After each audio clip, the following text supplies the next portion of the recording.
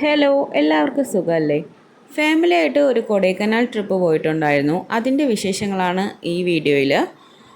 അപ്പോൾ ഏകദേശം ഒരു 10 മണിയൊക്കെ ആയപ്പോൾ നമ്മൾ ഈ ഒരു ട്രിപ്പ് സ്റ്റാർട്ട് ചെയ്തിട്ടുണ്ടായിരുന്നു. പെട്രോളൊക്കെ അടിച്ച് കോവളം ബൈപ്പാസ് കയറി പാറശാല റൂട്ട് വഴിയാണ് പോയത്. ഏകദേശം 11:15 ആയപ്പോൾ നമ്മൾ തിരുവിതാംകൂട് എത്തി. അപ്പോൾ നല്ല വിശപ്പുണ്ടായിരുന്നു. അങ്ങനെ നമ്മൾ ലൊക്കേഷൻ മൾട്ടി ക്യൂസിൻ റെസ്റ്റോറൻറ്റിലാണ് ആദ്യം കയറാൻ പോയത്. പക്ഷേ രാത്രി ആയതുകൊണ്ട് തന്നെ അവിടെ പ്രത്യേകിച്ച് തിരക്കൊന്നുമില്ലായിരുന്നു. അങ്ങനെ അതിൻ്റെ ഓപ്പോസിറ്റിലുള്ള ഹോട്ടൽ ബിസ്മിയിലോട്ട് കയറി. അവിടെ അത്യാവശ്യം തിരക്കൊക്കെ ഉണ്ടായിരുന്നു. ഇപ്പോൾ തന്നെ മണി 11:30 ആയിട്ടുണ്ട്. ആദ്യം ഒരു ഷവർമയാണ് ഓർഡർ ചെയ്തത്. പക്ഷേ ഷവർമ കൊള്ളത്തില്ലായിരുന്നു. അതിനുശേഷം പൊറോട്ട ഓർഡർ ചെയ്തു. അതിൻ്റെ കൂടെ കഴിക്കാനായിട്ട് പെപ്പർ ചിക്കനാണ് ഓർഡർ ചെയ്തത്. പെപ്പർ ചിക്കൻ നല്ല ടേസ്റ്റ് ഉണ്ടായിരുന്നു, നല്ല സ്പൈസി ആയിരുന്നു, ക്വാണ്ടിറ്റിയും ക്വാളിറ്റിയും ഉണ്ടായിരുന്നു. അതിൻ്റെ കൂടെ കഴിക്കാനായിട്ട് ചിക്കൻ ഫ്രൈ ഓർഡർ ചെയ്തിട്ടുണ്ടായിരുന്നു. അത്യാവശ്യം നല്ല ഫുഡായിരുന്നു. അതൊക്കെ കഴിച്ചിട്ട് ഒരു കൊത്തു പൊറോട്ട ഓർഡർ ചെയ്തു. കൊത്തു പൊറോട്ടയും നല്ല ടേസ്റ്റ് ആയിരുന്നു. അതിനുശേഷം ഒരു ഫ്രഞ്ച് ഫ്രൈസ് കൂടി വാങ്ങി. അത് നല്ല ടേസ്റ്റ് ആയിരുന്നു, നല്ല ക്വാണ്ടിറ്റിയും ക്വാളിറ്റിയും ഉണ്ടായിരുന്നു. ഒരു ഉറക്കമൊക്കെ കഴിഞ്ഞ് നേരെ തിരുനെൽവേലി ഹൈവേയിൽ കണ്ട് ഒരു കഫേയിൽ കയറി ചായ കുടിച്ചു. വരുന്ന വഴിക്ക് ഇതേപോലത്തെ കുറേ കടകൾ കണ്ടിട്ടുണ്ടായിരുന്നു. എല്ലാം തന്നെ അത്യാവശ്യം നല്ല വലിപ്പത്തിലുള്ളതായിരുന്നു. അതുപോലെ തന്നെ അത്യാവശ്യം ഫുഡും പ്രൊവൈഡ് ചെയ്യുന്നുണ്ട്. സ്നാക്സും ഡ്രിങ്ക്സും ചായയും കോഫിയും എല്ലാം ഉണ്ട്. അതുപോലെ നല്ലൊരു സിറ്റിംഗ് പ്ലേസും അവർ പ്രൊവൈഡ് ചെയ്യുന്നുണ്ടായിരുന്നു. പിള്ളേർക്കൊക്കെ കളിക്കാൻ പറ്റിയ ഒരു മിനി പാർക്കും ഇവിടെ ഉണ്ടായിരുന്നു. കേരളത്തെ വെച്ച് നോക്കുമ്പോൾ വളരെയധികം ഡിഫറെൻ്റ് ആയിട്ടുള്ളൊരു സ്പോട്ടായിരുന്നു. എനിക്ക് നല്ല ഇഷ്ടപ്പെട്ടു. ഞങ്ങൾ അവിടെ നിന്ന് ഒരു കോഫിയും അതുപോലെ ഒരു ചായയും വാങ്ങിയിട്ടുണ്ടായിരുന്നു. നല്ല ടേസ്റ്റായിരുന്നു, അത്യാവശ്യം നല്ല വൃത്തിയും ഉണ്ടായിരുന്നു. അങ്ങനെ നമ്മുടെ യാത്ര ഇനിയും തുടങ്ങി. ഒരു ഉറക്കവും കൂടി കഴിഞ്ഞ് എണീച്ചപ്പോൾ ഏകദേശം നേരം വെളുത്തിട്ടുണ്ടായിരുന്നു. അങ്ങനെ ഒരു ചായ കുടിക്കാൻ തോന്നി. കുറേ കടയിൽ കയറിയെങ്കിലും അവിടെയൊന്നും ചായ കിട്ടിയിട്ടില്ല. അങ്ങനെ നമ്മൾ സ്വന്തമായിട്ടൊരു ചായ ഉണ്ടാക്കാമെന്ന് വിചാരിച്ച് ഒരു സ്പോട്ട് തപ്പി ഇറങ്ങി.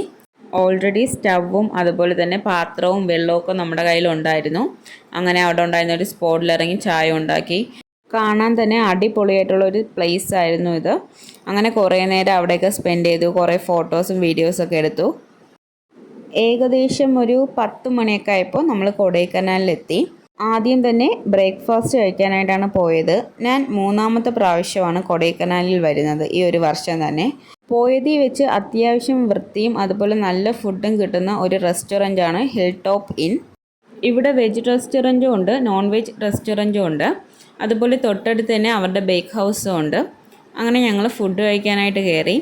ആദ്യം തന്നെ ഞാൻ ഓർഡർ ചെയ്തത് ഒരു ഗീ റോസ്റ്റാണ്. അതിൻ്റെ കൂടെ തന്നെ വെള്ള ചട്നിയും പുതിന ചട്നിയും സാമ്പാറും പ്രൊവൈഡ് ചെയ്യുന്നുണ്ട്.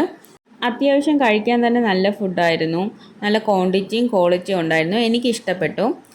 പിന്നെ ഓർഡർ ചെയ്തത് ഒരു ഒണിയൻ ഊത്തപ്പമാണ്. അത് നല്ല ടേസ്റ്റ് ഉണ്ടായിരുന്നു. അതിൻ്റെ കൂടെ ചട്നിയും സാമ്പാറും ഉണ്ട്.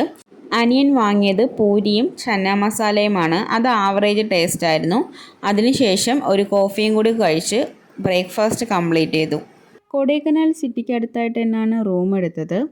ഏകദേശം 3 മണിക്കൂർ തപ്പിയിട്ടാണ് ഈ ഒരു റൂമെങ്കിലും കിട്ടിയത്. നല്ലൊരു വ്യൂ ഒക്കെ ഉണ്ടായിരുന്നു. 2 റൂമാണ് എടുത്തത്. നമ്മൾ 4 പേരുണ്ടായിരുന്നു.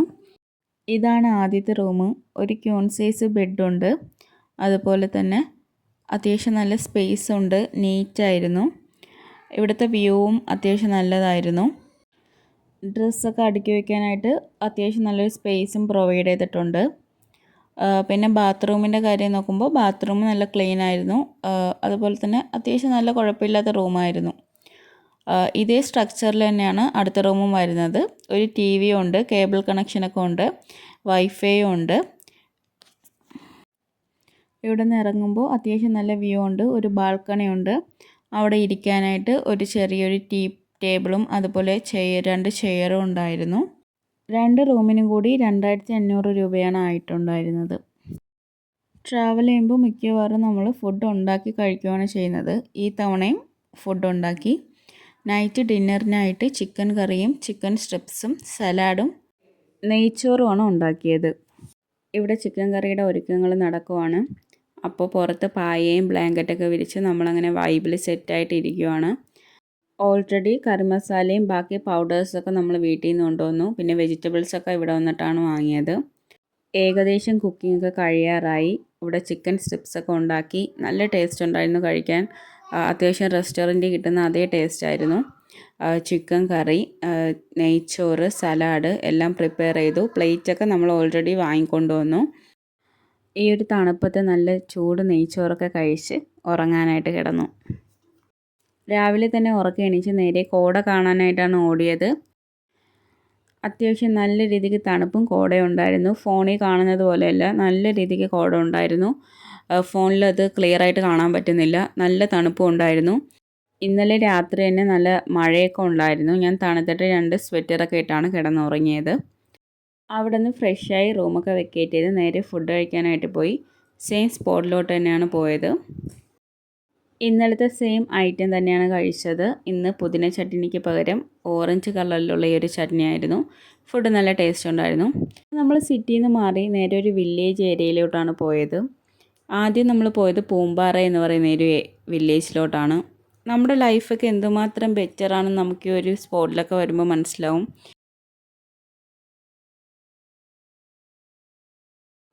ഫസ്റ്റ് ടൈം ഇവിടെ വരുമ്പോൾ ഈ ഒരു വില്ലേജ് ഇത്ര പോലും ഡെവലപ്പ് അല്ലായിരുന്നു.